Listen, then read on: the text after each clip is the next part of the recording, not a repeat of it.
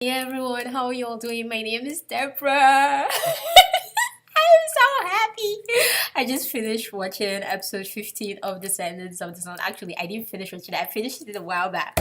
But I was just chilling because it was so good. I was so relieved that I cooked myself noodles and I was just chilling, listening to music, dancing, and having fun.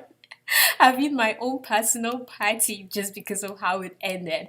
Without further ado, let's go. Welcome to my TEARAMA with Deborah, and without further ado, let's go. 어깨빵 9-4 샷건 얼굴 따위로 아이돌 하는 놈 아니니깐 follow me 하이톤 샷건 실력만으로 아이돌 하는 놈 암기 가서 나온 놈이 샷 두더지 유엔 난 따라가지. Alright, so this episode, oh my freaking goodness. Song Hye Kyo really carried this episode. She led this episode.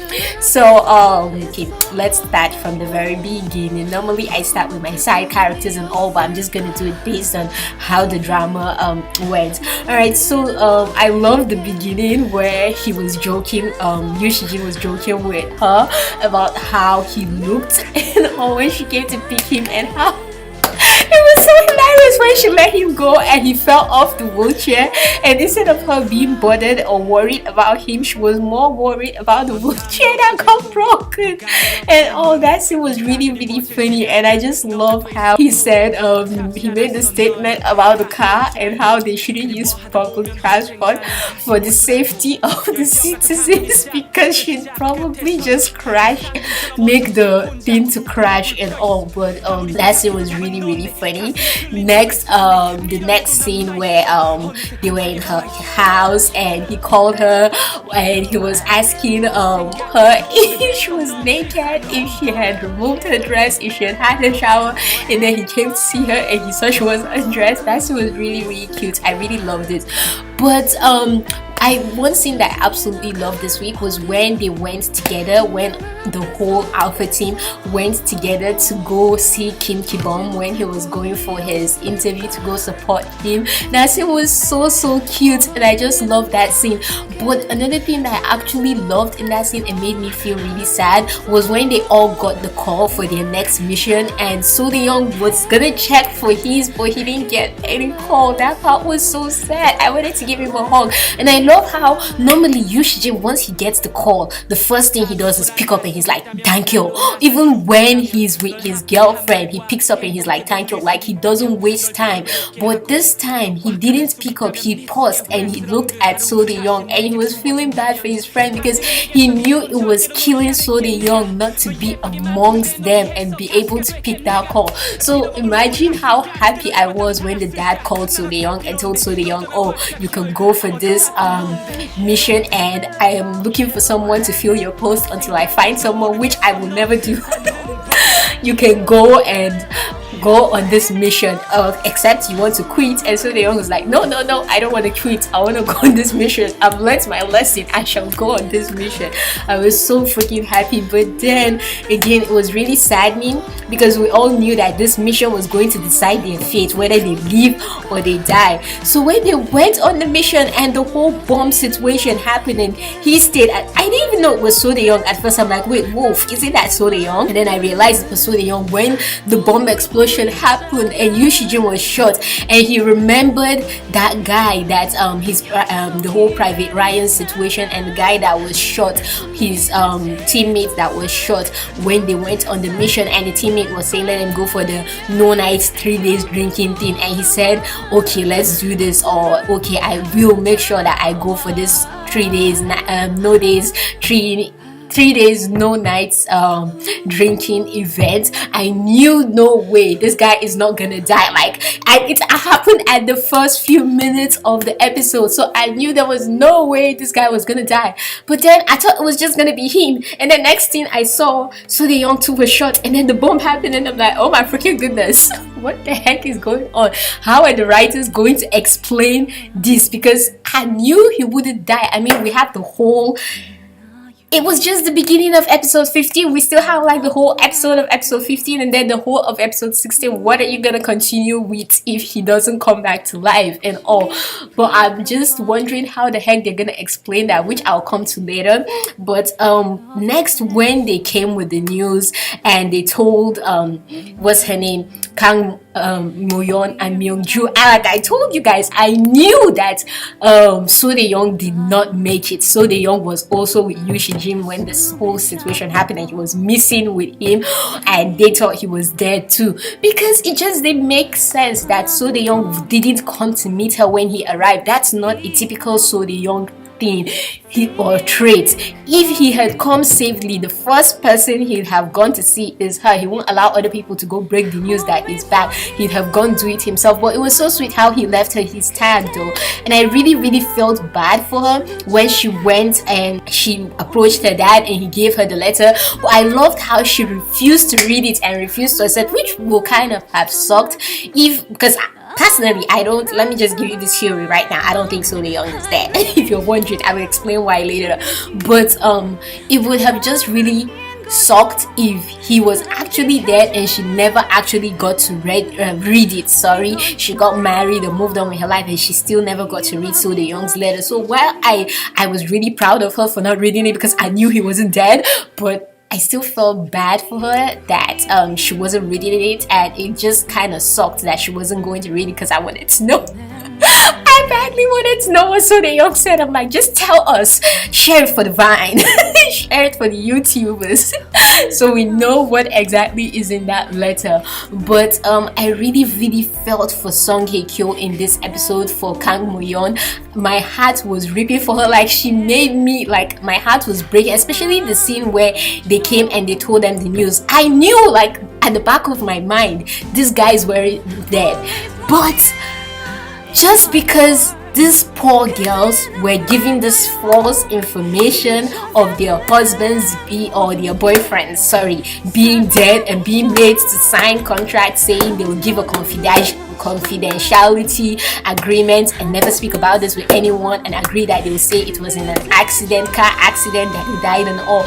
Just them going through the fear or the experience of getting news that the person you love more than anything in this world is dead was what made me want to cry, because it wasn't true and I didn't want them to ever experience that. But now here they are experiencing it, and I know how much it must have sucked for them to just be experiencing all that and to go through all that and the pain, the emotions.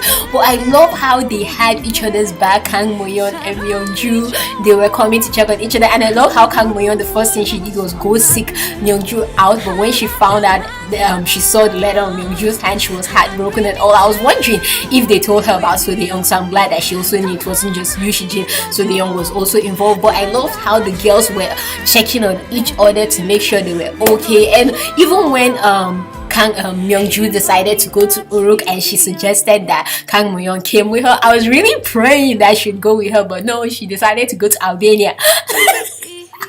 But I really liked how they had each other's back and they were watching out for each other, and the scene where they gave each other the teddy bears, it just brought back memories of the first two episodes, especially the first episode when they met Kim Ki-bom and they had the whole teddy bear situation where they were calling the teddy bears their girlfriends before they finally got their girlfriends again and all. So that scene was just so sad. I mean, this episode was so heartbreaking. I cried when Myungju was crying. I cried when Kang Moyeon was crying. And like, why am I crying? I know these guys are alive, but this is just to see the girls go through everything they were going through was what was breaking me, because I knew these guys were not dead and I was just waiting for them to come back. But oh my goodness, this writer was just trolling me. You know the part where Kang Moyeon went to her house and she lighted the candle and she was talking to the teddy bear.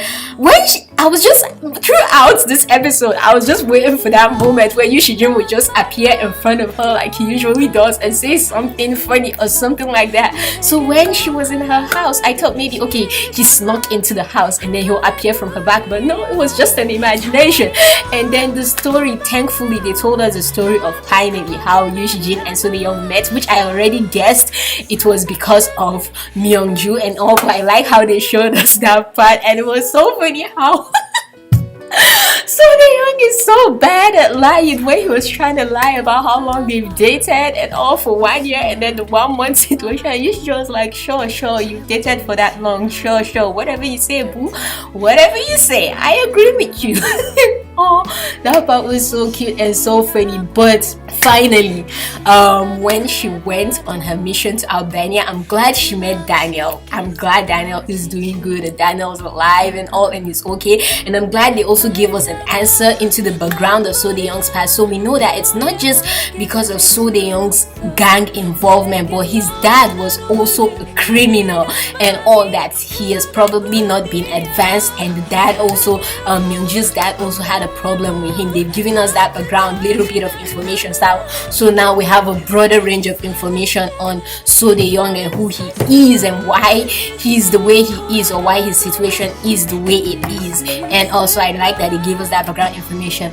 But at the ending, the symbolism with the stone, you know, the stone that he gave her from Uruk, that's from the beachy place in Uruk, that says whoever takes the stone has to come back with the stone and all. I love how when she kept putting the stone on his what do they call it, his burial pulpit, altar, I've forgotten the name for it, but you know what I'm talking about, what she was using to symbolize his burial place and all. When she kept putting the stone on there, the stone kept rolling off, like, girl, he ain't dead, I ain't about to stay on there, this guy's alive, stop forcing him to be dead when he ain't dead.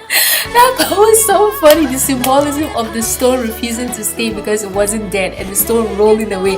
I kind of expected him to appear and pick up the stone, but I like how he appeared still calling out Big Boss and all, transmitting as he always does. But I really loved the symbolism with the stone, and I like how the stone still stuck by what it is and brought him back to her. It didn't take them to Uruk, but at least it brought him back to her.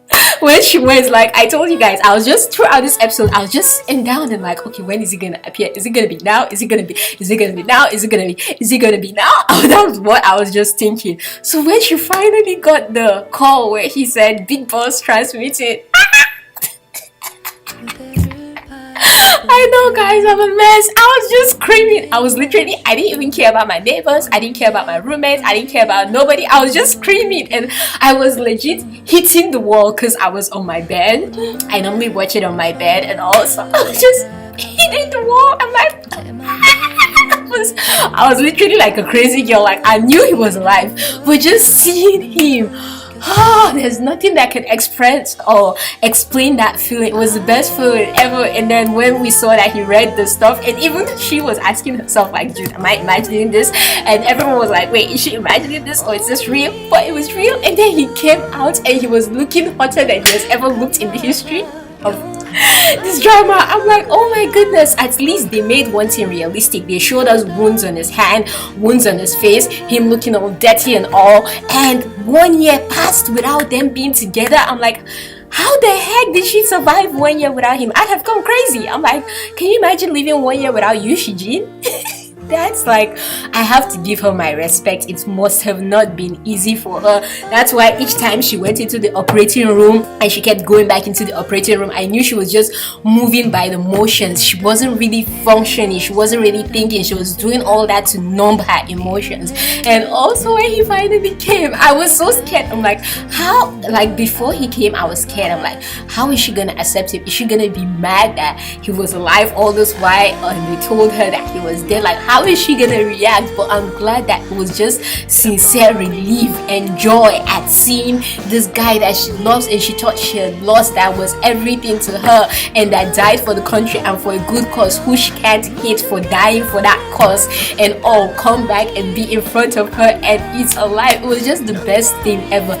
Now we need answers because we all know it just doesn't make sense that they were bombed, they were shot, nobody was there to save them, but they somehow survived. So I am just waiting. That's why I'm just waiting for episode 16. Like, I am happy he survived, don't get me wrong. I just need answers. How the heck did they survive? And please, those Just give me something that doesn't make sense, like the scene where he was shot and he suddenly stood up and he was trying to save the world and all. Don't give us something like that doesn't make sense. Give us something that actually makes sense. At least this is the last episode. Do something realistic and tell us why he survived, and let the reasoning make sense why he survived. And that's what I'm looking forward to, the answer of why he survived and how he survived. But I'm really glad they didn't kill him. That's one thing I've been. Hey Maggie, if you're watching this week, I know you will later on when you finally catch up. One of my friends, she stopped this drama because she had rumors of him dying, and I told her something, and now I can say I told you so. I told her that Kim In-suk is not a writer that believes in tragic endings. If you've watched her dramas, she can make the side characters sad, she can make every other person sad, but the main characters always live and survive and are happy together. So I told her there was no way Yoo Si-jin was gonna die, and I'm so glad. I just have to say a big thank you for Kim In-suk for not letting me down, because I thought, okay, even if he doesn't die, he'll probably be very injured and he won't be able to continue his military work. But even though this is not really realistic, and this really, like I said, it just doesn't make sense, but he survived, and he also looks fit enough to still continue being in the military, because we love the Yoo Si-jin in the military. Can you imagine Yoo Si-jin out of the military? It's just not really imaginable. We prefer him in his uniform, saving the world and saving everyone and all. So it'd be really, really sad if he wasn't able to continue doing that. So I'm glad that he looks like he'll still be able to do that and continue doing that and all. I just can't wait to see So Dae-young and see So Dae-young's story. I feel episode 16 will touch on that. I don't think So Dae-young is dead. If Yoo Si-jin could survive, whom I think was in the worst situation that So Dae-young, even though So Dae-young too got shot, then So Dae-young has no reason to die. And another reason why I feel So Dae-young would die, and I knew this ending was gonna be a happy ending, was because, and I didn't want to tell you guys this if you hadn't read it, because I didn't want to spoil it for you all, but So Dae-young said when he gave an interview, Jae-gu, the actor, did say that this ending was gonna be a satisfactory ending for everyone. It would be satisfactory if they die. It doesn't make sense. So they're all gonna survive, but I just want them to give us a good reason why they survived. Don't make it unrealistic. Don't ruin a good drama, okay? I'm glad they survived. I wouldn't have liked it if they died. I mean, it would have still been a great drama if they died, but I'm just really glad they survived. I don't want my Yoo Si-jin dead, okay? I don't want Yoo Si-jin dead. He needs to be alive for Kang Mo-yeon. But let me know what you all think though in the comments down below. Do you think So Dae-young is alive? Do you think he's dead? What are your theories on how they miraculously survived? Anyway, this episode was a breath of fresh air at the end. It made me breathe in relief. Now I can move on with my life in peace. I'm like, Yoo Si-jin is alive. That was all that mattered. I just didn't care about anybody again. I just was happy that he survived. And it's so funny how the character or the writer knew that we were so bothered about Yoo Si-jin that she just gave us the answer for Yoo Si-jin straight away in episode 15, so she doesn't keep us waiting till 16 and make all of us hate her while waiting for 16 if she has shown us just So Dae-young being alive this week. But I am also bothered about So Dae-young because he's also one of my favorites, but I'm not bothered in that he's dead. I just hope he's not really badly injured, but I know he's alive and all. Alright, let me know what you all think in the comments down below. Don't forget to give this video a like, don't forget to share, subscribe, and keep being awesome, beautiful people you are. From me to you all, you know, that's my own love for you all. Stay on.